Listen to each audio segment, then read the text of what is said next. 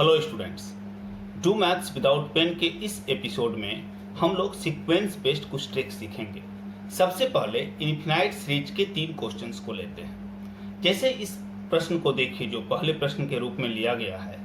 इसमें क्या है कि इन्फिनाइट सीरीज का क्वेश्चन है, लगातार स्क्वायर रूट का इस्तेमाल किया गया है, एक ही डाटा का बार बार इस्तेमाल किया गया है और इसके बीच में कोई सिंबल नहीं है। और कभी कभी इस तरह के प्रश्न में सिंबल के रूप में मल्टीप्लिकेशन लगा रहता है। तो ऐसे केस में जिस डाटा का लगातार इस्तेमाल हुआ है वही डाटा आपका आंसर हो जाएगा। स्टूडेंट्स, ट्रेडिशनल मैथमेटिक्स में इस तरह के प्रश्न को आप क्वाड्रेटिक इक्वेशन में बनाते हो कि आप पूरे सीक्वेंस को x के बराबर मानते हो और फिर infinity minus 1 equal to infinity के कंसेप्ट पर इसको लेकर के जाते हो।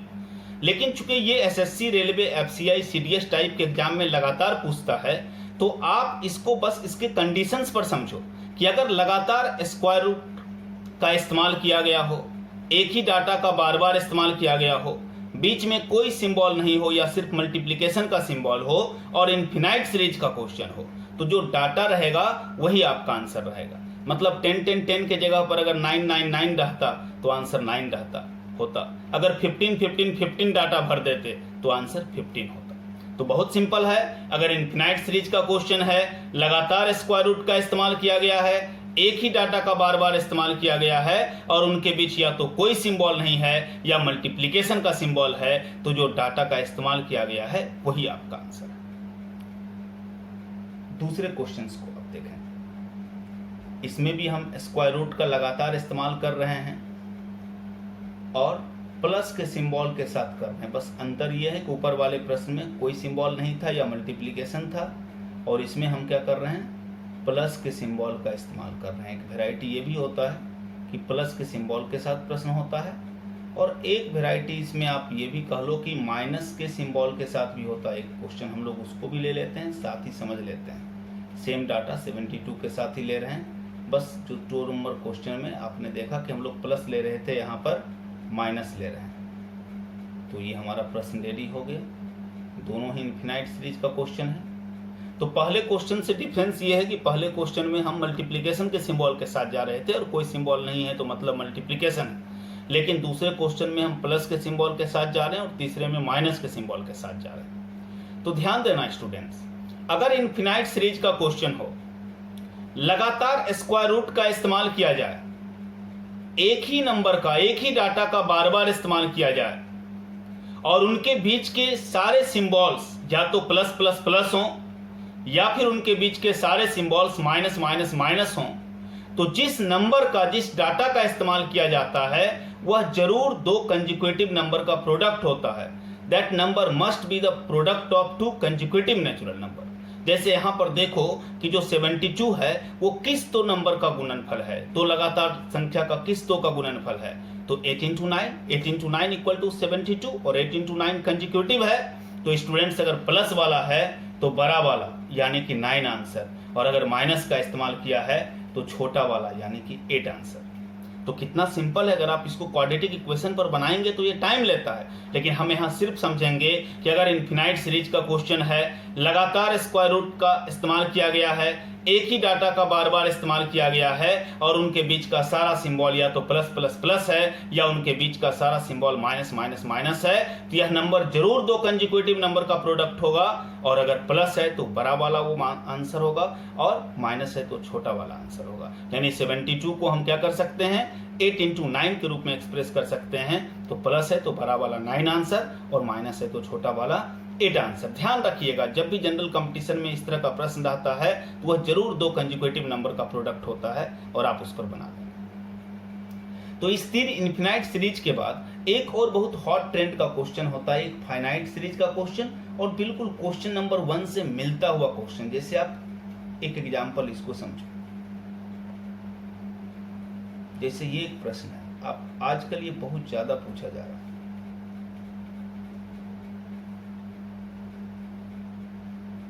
इसे क्वेश्चन नंबर 1 से ये सिर्फ इतना अंतर है इसमें कि वहां पर इन्फिनाइट सीरीज था और यहाँ पर इन्फिनाइट सीरीज नहीं है, यानी फाइनाइट सीरीज है, काउंटेड है। ट्रेडिशनली जैसे उस तीनों प्रश्न के बारे में हमने आपको बोला कि वो क्वाड्रेटिक इक्वेशन बेस्ड क्वेश्चन होता है, ये एक्सपोनेंट बेस्ड क्वेश्चन होता है, और एक्सपोनेंट में इसको की सर्ट्स को तोड़ करके पावर 1/2 करना, फिर m/n वाला फॉर्मूला लगाना, तो बहुत ही लंबा जाएगा। इसको बनाने के लिए स्टूडेंट्स एक ट्रिक दिमाग में रखना है। कहता है इसको बनाने का ट्रिक क्या होगा, तो कहता है इस प्रश्न को सॉल्व करने का ट्रिक ये होगा कि ये बनेगा ऐसे कि base to the power numerator by denominator. कहता है कि क्या होगा, कहता है इस प्रश्न को बनाने के लिए क्या करना होगा, तो कहता है यह प्रश्न जो है इसको बनाने का तरीका ये होगा कि आप हिंदी वाले ये समझो कि आधार और इस पर एक भिन्नात्मक घातांक होगा, यानी अंश बटे हर आप उसको कह सकते हो। तो कहता है बेस क्या होगा, सबसे पहले तो ये समझें इस प्रश्न में बेस क्या होगा। तो कहता है बेस तो जिस डाटा का बार बार इस्तेमाल किया गया, जैसे यहाँ लगातार 777 का इस्तेमाल किया गया है, तो बेस क्या हो जाएगा, 7 हो जाएगा। लेकिन साथ ही 7 का कुछ फ्रैक्शनल पावर होगा, वो आपको समझना होगा, वो आपको कैलकुलेट करना होगा। कहता है वो कैसे कैलकुलेट करेंगे, तो कहता है आप ट्रिक के तौर पर याद रखिए कि पहले आप डिनोमिनेटर निकालना सीखिए, पहले आप क्या करिए, हर निकालना सीखिए।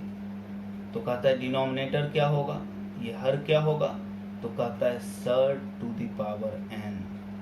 क्या बोलता है, surd to the power n। Hindi में हम हर कैसे निकालेंगे, तो कहता है करनी का पावर n। तो अब थोड़ा सा यहाँ ये समझना होगा, जो नहीं समझते हैं सर्ट क्या है स्टूडेंट। जैसे देखो हम इस तरह से अगर इसको लिखेंगे तो ये जो है रूट के यहाँ जो छुपा रहता है, यहाँ 4 सर्ट्स है, 4 क्या है, करनी है, इसको हम बोलेंगे 4 सर्ट 7, या हिंदी में 4 करनी 7। अगर मान लो हम ये लिखते हैं तो ये हो गया 5 सर्ट 17, या 5 करनी 17। लेकिन अगर कुछ नहीं वहाँ रहे, जैसे रूट 6 लिख दिया, तो यहाँ कुछ नहीं है, मतलब सर्ट्स के रूप में, करनी के रूप में 2 छुपा हुआ है। तो यहाँ कुछ नहीं है स्टूडेंट्स, मतलब सर्ट्स के रूप में कितना है, 2 है। तो अगर हम इसका डिनोमिनेटर निकालना चाहेंगे तो हमको निकालना पड़ेगा 2, और पावर n क्या, n मतलब ये रूट कितना बार आया है, तो काउंट करो 1 2 3 4 5 6 7 बार टोटल आया है, तो 2 का पावर 7 कर लेंगे। तो 2 का पावर 7 करेंगे तो क्या हो जाएगा, अब आप इसको निकालो, तो 2 दूनी 4, दूनी 8, दूनी 16, दूनी 32, दूनी 64, दूनी 128, तो 2 का पावर 7 क्या हो जाएगा, 128 हो जाएगा। तो कहता है इसका जो डिनोमिनेटर होगा पावर का, वो 128 होगा। कहता है फिर न्यूमरेटर क्या होगा, फिर अगला प्रश्न ये भी तो होता है कि आखिर इसका न्यूमरेटर क्या होगा, तब तो प्रश्न पूरा बनेगा। तो कहता है अगर आपको न्यूमरेटर निकालनी है, अगर आपको अंश निकालनी है, तो इसका फॉर्मूला क्या होगा, तो कहता है डिनोमिनेटर -1 बाय सर्ड -1। क्या कहता है, अगर आपको अंश निकालनी है तो हर जो निकाला है उसमें 1 घटाओ, और बटे जो करनी है उसमें 1 घटाओ। कहता है जैसे इस प्रश्न के लिए, तो इस प्रश्न के लिए न्यूमरेटर कैसे निकलेगा, तो डिनोमिनेटर 128 है -1, और बाय सर्ड क्या है, 2 है, तो -1। तो ये सॉल्व करके 127 हो गया। तो कहता है यहाँ 127 डाल दो, means your answer 7 to the power 127/128। तो स्टूडेंट्स क्या करेंगे, अगर इसको हम बेसिकली एक्सपोनेंट पर बनाएंगे तो ये बहुत ज़्यादा समय लेगा। तो हम ये दिमाग में सेट करेंगे कि जिस डाटा का बार बार इस्तेमाल किया गया है वो डाटा जो है वो हमारा बेस हो गया, और हम इसका एक फ्रैक्शनल एक्सपोनेंट इसका होगा। तो फ्रैक्शनल एक्सपोनेंट का पहले डिनोमिनेटर निकालेंगे। कैसे निकालेंगे, तो जो सर्ट दिया हुआ है surd to the power n कर देंगे तो डिनोमिनेटर निकल जाएगा, और न्यूमरेटर फिर सर्ट माइनस क्या करेंगे, डिनोमिनेटर -1 बाय सर्ट -1 करेंगे तो न्यूमरेटर निकल जाएगा। 1-2 और एग्जाम्पल से आप इसको थोड़ा सा कंट्रोल करने की कोशिश करिए। जैसे देखिए ये एक प्रश्न है, मैं क्वेश्चन नंबर 5 लेते हैं। जैसे मान लो 4 surds 11, 4 surds 11, 4 surds 11, 4 surds 11, 4 surds 11। अब जैसे इस क्वेश्चन में जो हमने सीखा है, तो बेस क्या है, तो बेस तो 11 11 11 का इस्तेमाल किया है, तो बेस 11 हो गया। अब कहता है इसका कुछ तो पावर होगा, तो कहता है पहले क्या करेंगे, तो कहता है पहले डिनोमिनेटर निकालो। तो डिनोमिनेटर कैसे निकालेंगे, तो सर्ट कितना है 4 है, टू द पावर n तो 1 2 3 4 5 टाइम्स है, तो 4 टू द पावर 5 क्या होगा, 4 4 द 16, 16 4 द 64, 64 4 द 256 और 256 4 क्या हो जाएगा 1024, तो डिनोमिनेटर निकल गया, तो डिनोमिनेटर हो गया 1024। फिर कहता है आप न्यूमरेटर निकालो, तो न्यूमरेटर क्या होगा, कहता है डिनोमिनेटर -1 तो 1024 -1 तो 1023, कहता है बाय सर्ड -1 तो सर्ड क्या है 4 तो 4 -1 3। फिर आप इसको सॉल्व कर लो तो क्या हो जाएगा 3 3 द 9, 1 आया तो 1 पर 2 12, 3 4 द 12, 3 1 द 3 तो 341। तो ये स्टूडेंट्स आपका आंसर हो गया कि 11 to the power 341 by 1024 is your right answer. एक एग्जाम्पल और ले लीजिए ताकि ये पूरे अच्छे से क्लियर हो जाए अगर अभी भी किसी को डाउट है।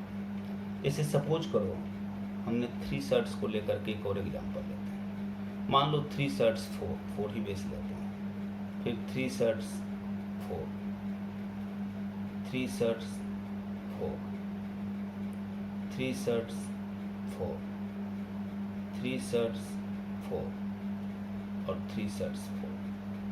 अब अगर इसको हमको सॉल्व करना है तो सबसे पहले हमारा बेस क्या है, तो हमारा बेस सब में क्या है 4 4 4 हमें दिख रहा है, तो बेस हमारा 4 हो गया। अब 4 पर कुछ तो फ्रैक्शनल एक्सपोनेंट होगा, तो पहले क्या निकालेंगे, तो पहले हमने सीखा है पहले आप डिनोमिनेटर निकालो, हर निकाल लो। क्या निकालेंगे, तो surd to the power n, तो सर्ट कितना है, तो दिख रहा है सर्ट 3 है, करनी कितना है 3 है, और n कितनी बार है, तो 1 2 3 4 5 6, तो 3 का पावर 6 कर लोगे तो 3 का पावर 2 का पावर 3 से तोड़ते हैं तो 9, 9 का क्यूब 729, तो डिनोमिनेटर क्या आ गया 729 आ गया। अब कहते हैं अब इसका आप न्यूमरेटर निकालो, तो न्यूमरेटर का फॉर्मूला क्या कहता है, डिनोमिनेटर -1, तो डिनोमिनेटर 729 है, उसमें 1 माइनस करो 728 हो गया। कहता है बाय सर्ट -1, तो सर्ट कितना है, सर्ट 3 है, 3 - 1 कर लो 2 हो गया, तो सॉल्व कर लो तो क्या हो जाएगा 364, तो 364 डाल दिया तो आंसर हो गया, तो क्या हो गया 4 टू द पावर 364 बाय 729। तो स्टूडेंट्स ये 4 वेराइटी का क्वेश्चन हम लोगों ने यहाँ पर सीखा, 3 इनफिनाइट सीरीज का और 1 फाइनाइट सीरीज का। यह बस 4 क्वेश्चन 4 वेराइटी कहने के लिए है, लेकिन बहुत ही एग्जामिनेशन के दृष्टिकोण से हॉट है और रेलवे एसएससी टाइप और इससे जो भी सिमिलर एग्जामिनेशन हैं उसमें लगातार पूछे जाते हैं। तो उम्मीद है कि आपके लिए एग्जामिनेशन में ये उपयोगी सिद्ध हों। Thank you.